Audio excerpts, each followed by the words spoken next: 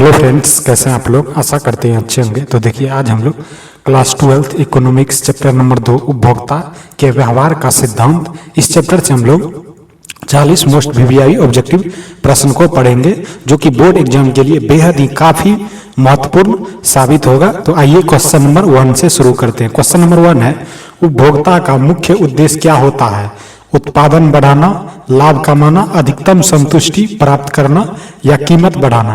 तो देखिए, उपभोक्ता का मुख्य उद्देश्य क्या होता है? अधिकतम संतुष्टि का प्राप्त करना, अधिकतम संतुष्टि प्राप्त करना। एक का राइट आंसर क्या होगा? Option number C. Question number 2 है, उपयोगिता का अर्थ क्या है? वस्तु की सुंदरता, आवश्यक संतुष्ट करने की क्षमता, वस्तु का वजन या कीमत, वस्तु की कीमत। तो देखिए, उपयोगिता का अर्थ क्या होता है? आवश्यकता को संतुष्ट करने की क्षमता को हम क्या कहते हैं? उपयोगिता कहते हैं। 2 का राइट आंसर क्या होगा? Option number B. Question number 3 है, कुल उपयोगिता टोटल यूटिलिटी क्या दर्शाती है? एक इकाई की संतुष्टि, सभी इकाइयों से प्राप्त कुल संतुष्टि, वस्तु की कीमत या मांग की मात्रा। तो देखिए, कुल उपयोगिता का अर्थ क्या होता है? वह होता है सभी इकाइयों से प्राप्त कुल संतुष्टि, सभी इकाइयों से प्राप्त कुल संतुष्टि। 3 का राइट आंसर क्या होगा? Option number B. Question number 4 है, सीमांत उपयोगिता का अर्थ है कुल संतुष्टि, पहली इकाई की संतुष्टि, अतिरिक्त इकाई से प्राप्त अतिरिक्त संतुष्टि या वस्तु की लागत। तो देखिए, सीमांत उपयोगिता का अर्थ क्या होता है? अतिरिक्त इकाई से प्राप्त अतिरिक्त संतुष्टि। 4 का राइट आंसर क्या होगा? Option number C. Question number 5 है, उपभोक्ता व्यवहार सिद्धांत किससे संबंधित है? उत्पादक के व्यवहार से, उपभोक्ता की पसंद से, मजदूर से या बैंकिंग से। तो देखिए, उपभोक्ता व्यवहार सिद्धांत किससे संबंधित है? वह उपभोक्ता की पसंद से। किससे संबंधित है? उपभोक्ता की पसंद से। 5 का राइट आंसर क्या होगा? Option number B. Question number 6 है, सामान्यतः किसी वस्तु की अधिक इकाइयों के उपभोग से सीमांत उपयोगिता क्या होती है? बढ़ती है, घटती है, स्थिर रहती है या शून्य होती है? या शून्य होती है। तो देखिए, यह क्या होती है? घटती है। 6 का राइट आंसर क्या होगा? Option number B. Question number 7 है, मांग वक्र सामान्यतः कैसा होता है? ऊपर की ओर चढ़ता हुआ, सीधा खड़ा, बाएं से दाएं नीचे गिरता हुआ या क्षैतिज। तो देखिए, मांग वक्र कैसा होता है? वह बाएं से दाएं होता है और नीचा गिरता हुआ होता है। क्या ऐसा गिरता हुआ होता है?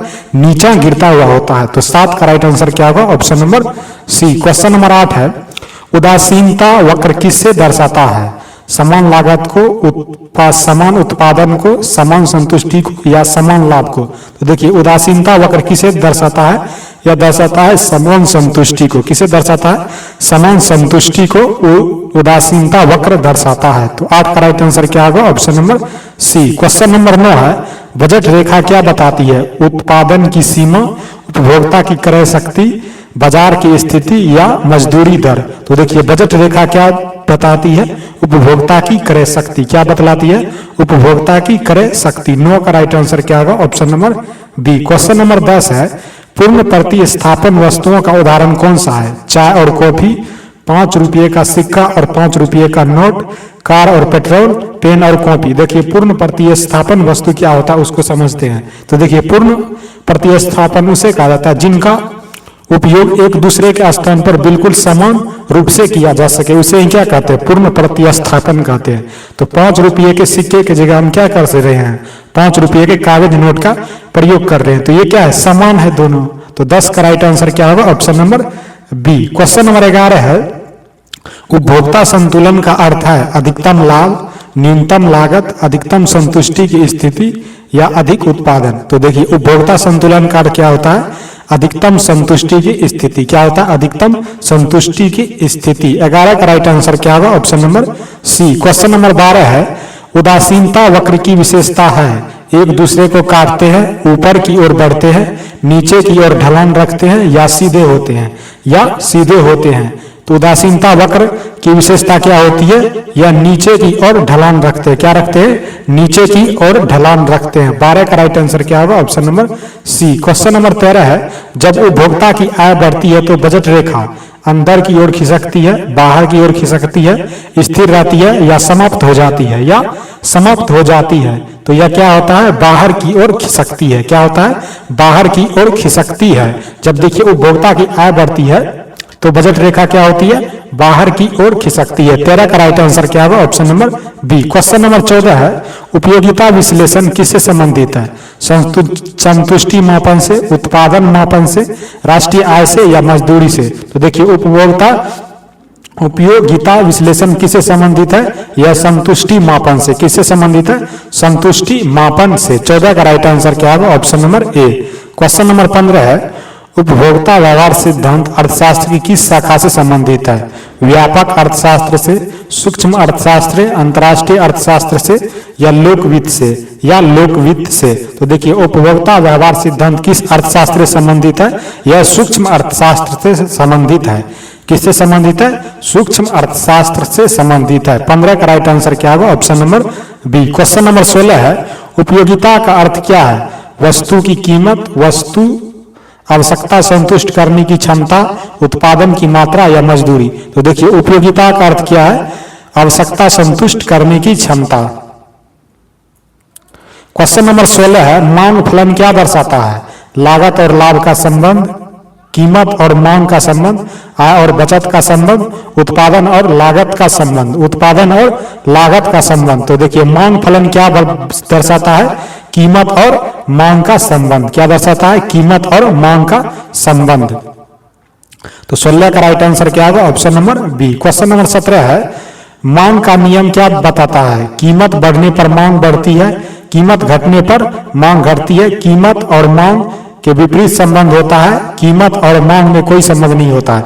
देखिए जब कीमत बढ़ेगा तो मांग क्या होगा? घटेगा।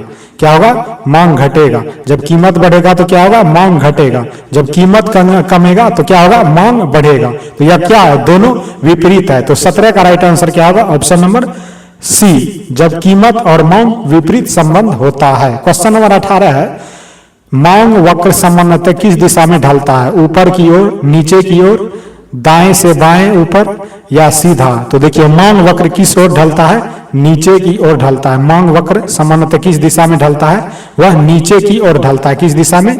नीचे की ओर। 18 का राइट आंसर क्या होगा? Option number B. Question number 19 है, सामान्यतः व्यक्ति के लिए आय बढ़ने पर मांग क्या होता है? घटता है, स्थिर रहता है, बढ़ता है, शून्य हो जाती है? देखिए जब आदमी के पास पैसा आएगा, उसका आय बढ़ेगा तो क्या होगा? मांग बढ़ेगा। क्या होगा? मांग बढ़ेगा।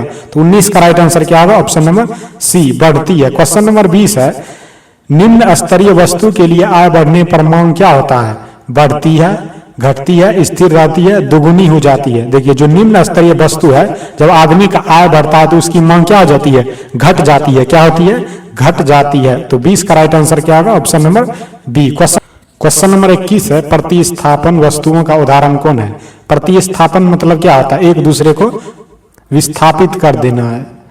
चाय और कॉफी, कार और पेट्रोल, कलम और स्याही, मोबाइल और चार्जर। तो देखिए चाय और कॉफी क्या करता है? दोनों एक ही चीज है, दोनों ही क्या है? पेय पदार्थ है। एक दूसरे को क्या कर देगा? प्रतिस्थापन कर देगा। तो 21 का राइट आंसर क्या होगा? Option number A. Question number 22 है, पूरक वस्तुओं का उदाहरण कौन है? चाय और कॉफी, कार और पेट्रोल, गेहूं और चावल, पेन और पेंसिल। देखिए पूरक वस्तु वो होता है जिनको एक चीज खरीदने से दूसरे का भी दाम बढ़ जाता है। जैसे देखिए कार खरीदेगा तो आदमी का क्या होगा? पेट्रोल का भी मांग बढ़ेगा। तो 22 का राइट आंसर क्या होगा? Option number B. Question number 23 है, यदि चाय की कीमत बढ़ेगी तो कॉफी की मांग क्या होगा? घटेगा, बढ़ेगा, स्थिर रहेगी या शून्य होगा? यदि देखिए चाय का कीमत बढ़ेगा तो क्या होगा? कॉफी का मांग क्या होगा? यह भी बढ़ेगा। क्या होगा? बढ़ेगा। 23 का राइट आंसर क्या होगा? Option number B. Question number 24 है, यदि पेट्रोल की कीमत बढ़ेगा तो कार की मांग बढ़ेगी, घटेगी, स्थिर रहेगी या दुगुनी होगी? यदि देखिए पेट्रोल का कीमत बढ़ जाएगा तो कार कम आदमी खरीदेंगे, तो इसका क्या होगा? घट जाएगा। 24 का राइट आंसर क्या होगा? Option number B. Question number 25 है, मांग वक्र में गति किस कारण होती है? आय में परिवर्तन, कीमत में परिवर्तन, रुचि में परिवर्तन या जनसंख्या में परिवर्तन? तो देखिए मांग वक्र में गति किस कारण से होती है? यह होती है कीमतों में परिवर्तन के कारण। क्या होती है? कीमतों में परिवर्तन के कारण। क्वेश्चन नंबर 26 है, मांग वक्र में शिफ्ट किस कारण होता है? उसी वस्तु की कीमत में परिवर्तन, केवल उत्पादन में परिवर्तन, आय, रुचि या अन्य कारकों में परिवर्तन, लागत में परिवर्तन या लागत में परिवर्तन? तो इसका राइट आंसर क्या होगा? आय, रुचि या अन्य कारकों में परिवर्तन, क्या होगा आय, रुचि या अन्य कारकों में परिवर्तन। 26 का राइट आंसर क्या होगा option number C. Question number 27 है, जिस वस्तु पर आय का बहुत कम भाग खर्च होता है उसकी मांग होती है अधिक लोचदार, कम लोचदार, पूर्ण लोचदार या इकाई लोचदार या इकाई लोचदार। तो देखिए जिस वस्तु पर आय का बहुत कम भाग खर्च होता है वह क्या होता है कम लोचदार होता है। क्या होता है कम लोचदार होता है। 27 का राइट आंसर क्या होगा option number B. Question number 28 है, उपभोक्ता का इष्टतम बिंदु कहाँ होता है? बजट रेखा के नीचे, बजट रेखा के ऊपर, बजट रेखा और उदासीनता वक्र के स्पर्श बिंदु पर, उदासीनता वक्र के बाहर। तो देखिए उपभोक्ता का इष्टतम बिंदु कहाँ होता है? वह होता है बजट रेखा और उदासीनता वक्र के स्पर्श बिंदु पर। 28 का राइट आंसर क्या होगा option number C. Question number 29 है, बजट रेखा की प्रवणता किसके बराबर होती है? आय अनुपात की, कीमत अनुपात की, मांग अनुपात की या उपयोगिता अनुपात की। तो देखिए बजट रेखा की प्रवणता किसके बराबर होती है? यह होती है कीमत के अनुपात के। किसके? कीमत के अनुपात के। 29 का राइट आंसर क्या होगा option number B. Question number 30 है, यदि वस्तु ए की कीमत घटती है तो बजट रेखा क्या होगा? यदि वस्तु ए की कीमत घटती है तो बजट रेखा क्या होगा? अंदर की ओर घूमती है, बाहर की ओर घूमती है, स्थिर रहती है या समाप्त हो जाती है। तो देखिए यदि एक वस्तु की कीमत घटती है तो बजट रेखा क्या होगी? यह बाहर की ओर घूमती है। कहाँ घूमती है? बाहर की ओर घूमती है। 30 का राइट आंसर क्या होगा ऑप्शन नंबर बी।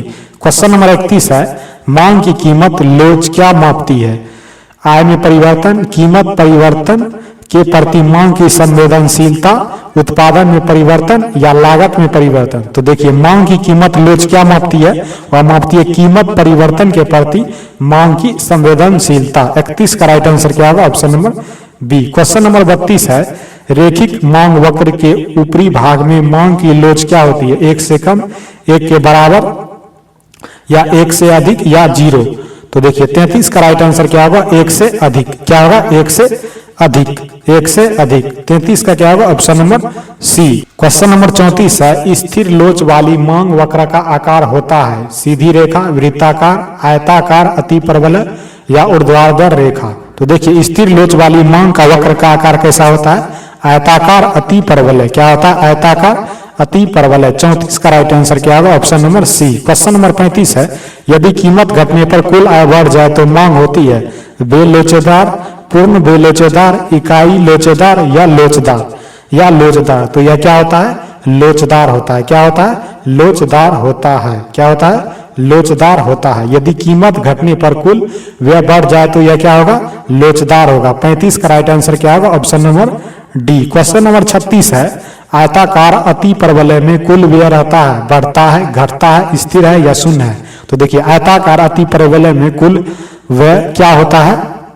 यह स्थिर रहता है। क्या होता है? स्थिर रहता है। क्या रहता है? स्थिर रहता है। आयताकार अतिपरवलय में कुल व्यय क्या रहता है? स्थिर रहता है। 36 का राइट आंसर क्या होगा option number C. Question number 37 है, उपभोक्ता संतुलन की स्थिति में उपभोक्ता असंतुष्ट रहता है, उपभोक्ता अधिकतम संतुष्टि प्राप्त करता है, आय शून्य हो जाता है या कीमत बढ़ जाता है।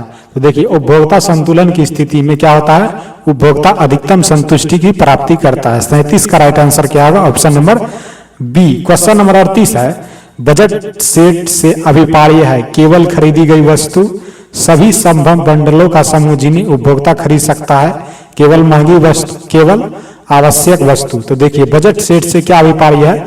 सभी बंडलों का समूह जिन्हें उपभोक्ता खरीद सकता है।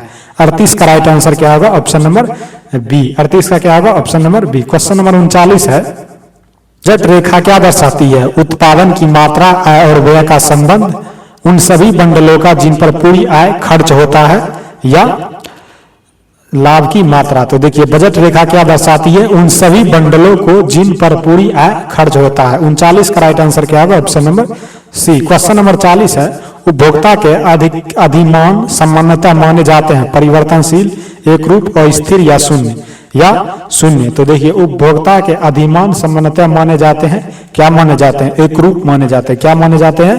एक रूप माना जाता है। 40 का राइट आंसर क्या होगा ऑप्शन नंबर बी। 40 का क्या होगा ऑप्शन नंबर बी। तो आप लोग को बताना है 40 में से कितना प्रश्न सही हुआ। धन्यवाद।